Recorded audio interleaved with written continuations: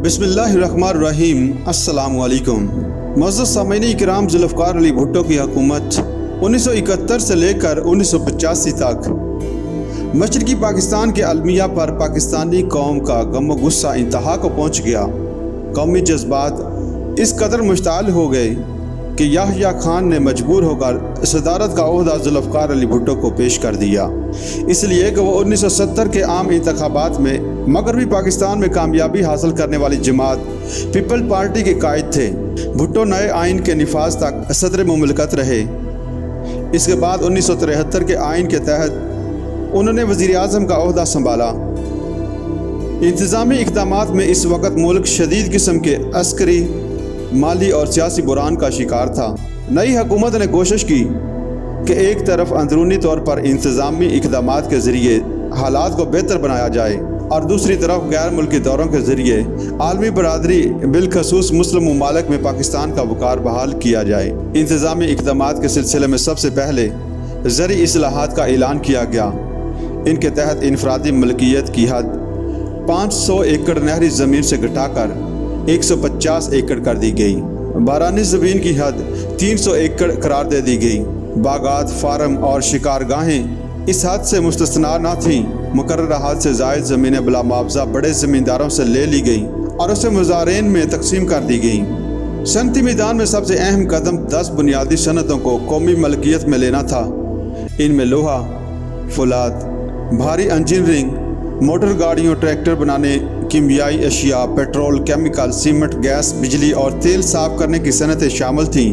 अगले साल बनास्पति घी की सनत भी कौमी तहवील में ले ली गई। इसके बाद तमाम बैंक भी कौमी मलकियत में आ गए। इस तरह बीमा का कारोबार भी हुकूमत ने संभाल लिया। इन इक़दामात का एक नुकसान ये हुआ कि निजी शोबा में सरमायाकारी ख़त्म हो गई, जिससे मुल्क में सनती तरक्की को नुकसान पहुँचा। नई लेबर पॉलिसी तश्कील दी गई, जिसका मकसद मजदूरों को बेहतर शराइत कार फ्राहम करना था।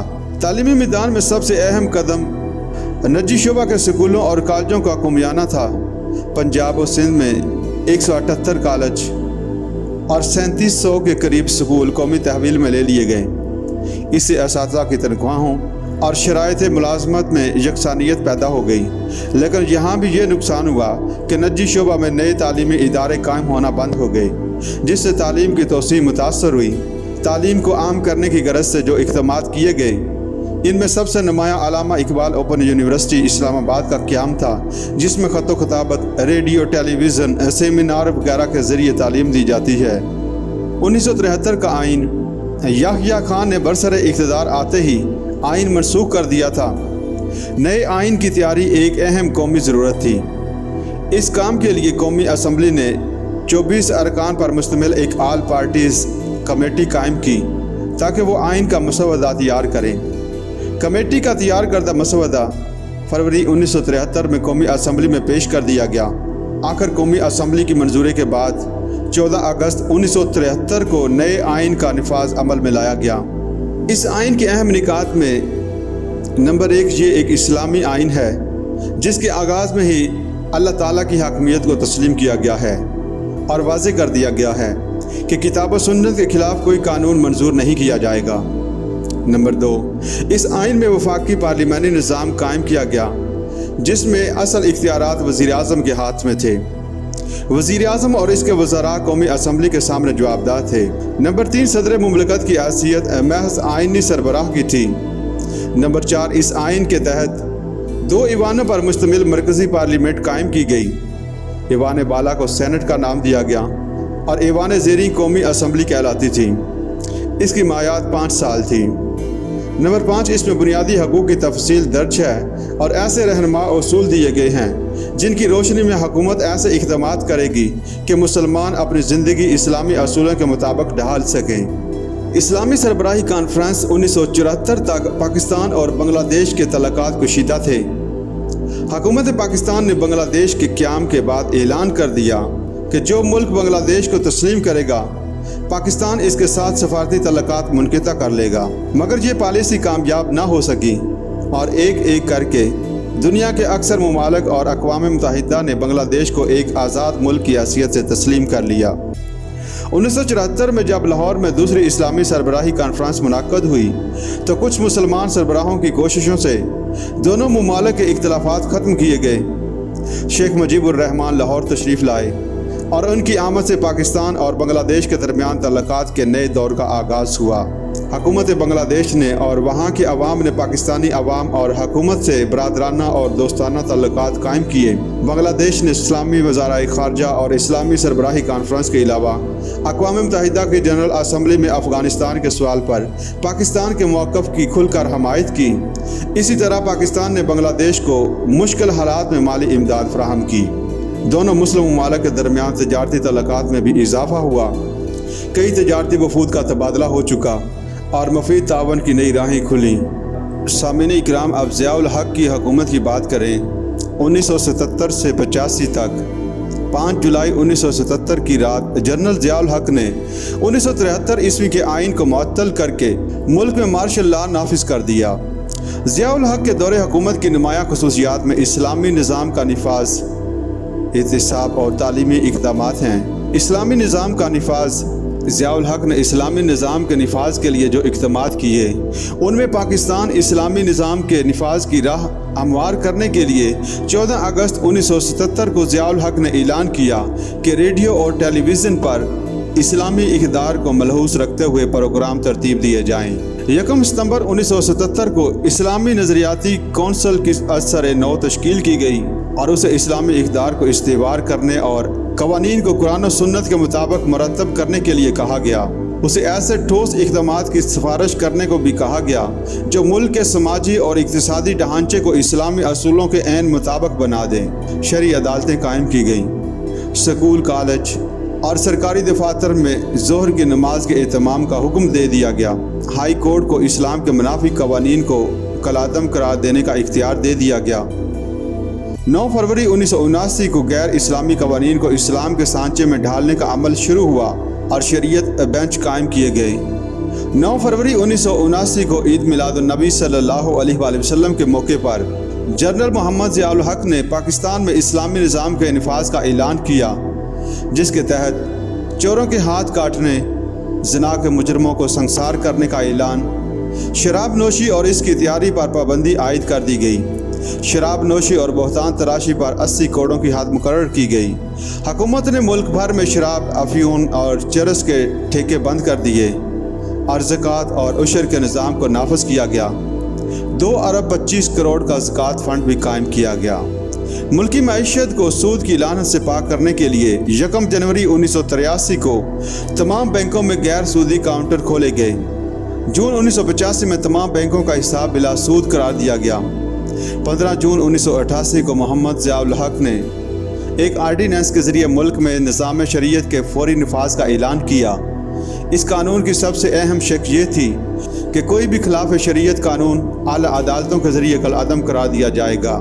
मुल्क में बदनवानी के खात्मे के लिए ज़िया हुकूमत ने खसूसी अदालतें कायम की। सियासी बदअनवानियों की रोकथाम के लिए चीफ मार्शल लॉ एडमिनिस्ट्रेटर ने मार्शल लॉ के हुक्म नंबर 31 जारी करते हुए बदअनवानी के मर्तकब सियासतदानों को 7 साल के लिए इंतखाब लड़ने का नाअहल करार दे दिया गया।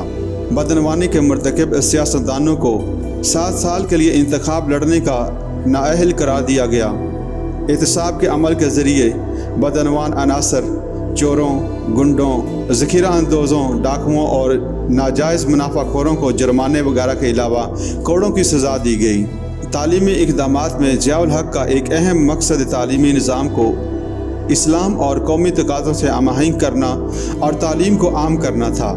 इस मकसद के हासिल के लिए 4 अक्टूबर 1977 को चीफ मार्शल लॉ एडमिनिस्ट्रेटर ने एक मुस्तकिल काउंसिल ऑफ नेशनल एजुकेशन कायम करने पर जोर दिया, जो तालीम के मयार पर नज़र रखे और इसके अरकान माहिर तालीम हों। तलबा को नज़रिया पाकिस्तान और इस्लाम से रोशनास कराने के लिए निसाब में खसूसन डिग्री और पोस्ट ग्रेजुएट क्लासेस के निसाब में इस्लामियात और मुतालिया पाकिस्तान को लाजमी मज़ामीन के तौर पर शामिल किया गया। तालीम को आम करने के लिए प्राइवेट सेक्टर को दही और शहरी इलाकों में मैट्रिक की सतह पर स्कूल खोलने की इजाज़त दी गई। जनरल ज़ियाउल हक़ ने जमहूरियत की बहाली के बढ़ते हुए मुतालबे के पेश नज़र 1985 में गैर जमाती बुनियादों पर इंतखाबात करवाए। सदर और वज़ीर आज़म के इख्तियारात में तवाज़न पैदा करने के लिए 8वीं तरमीम के जरिए शेख 58 को 1973 के आइन में शामिल किया गया, जिसका बुनियादी मकसद मुस्तकबिल में मार्शल लॉ के अमकान को ख़त्म करना था। इस शख्स से सदर को यह इख्तियार मिल गया कि वो ख़ास हालात में कौमी असम्बली को बरतरफ कर सकता है। 8वीं तरमीम को सियासी निज़ाम में इस्तेहकाम और तसलसल के लिए आइन में शामिल किया गया, मगर इस तरमीम का असर यह हुआ कि यके बाद दीगरे 4 जमहूरी हुकूमतें अपनी मुद्दत पूरी किए बगैर बरतरफ कर दी गईं। इस तरमीम में सदर और वज़ीर आज़म के दरमियान इख्तियारात का तवाज़न पैदा करने की बजाय ताकत के 2 मराकज़ पैदा कर दिए, जिनमें मुसलसल कशमकश जारी रहती। इस कशमकश ने सूबों और मरकज़ के ताल्लुकात को भी मुतासर किया, क्योंकि सूबाई हुकूमतें भी इस कशमकश का हिस्सा बन गईं। 8वीं तरमीम की वजह से मई 1988 में सदर ज़ियाउल हक ने मोहम्मद खान जुनेजो की हुकूमत को बरतरफ कर दिया। 1990 में सदर गुलाम इसहाक खान ने बेनज़ीर हुकूमत को बरतरफ कर दिया। अप्रैल 1993 में सदर इसहाक खान ने नवाज शरीफ की हुकूमत को बरतरफ कर दिया। अगरचे सुप्रीम कोर्ट के एक हुक्म के ज़रिए नवाज शरीफ को दोबारा हुकूमत मिल गई, मगर वो सदर इसहाक खान जैसे ताकतवर सदर की मौजूदगी में हुकूमत न चला सके और दोनों अपने ओहदों से दस्तबरदार हो गए। नवंबर 1996 में सदर फारूक लगारी ने बेनज़ीर हुकूमत को बरतरफ कर दिया। अगरचे बेनज़ीर और नवाज शरीफ दोनों 8वीं तरमीम को ख़त्म करना चाहते थे, मगर दोनों एक दूसरे की मदद करने के लिए तैयार न थे। आखिरकार बार बार हुकूमतों की बरतरफियों ने दोनों रहनुमाओं और इनकी जमातों को कायल कर दिया कि 8वीं तरमीम का खात्मा ज़रूरी है। 1 अप्रैल 1997 में 13वीं तरमीम के ज़रिए आइन की शेख 58 को ख़त्म कर दिया गया।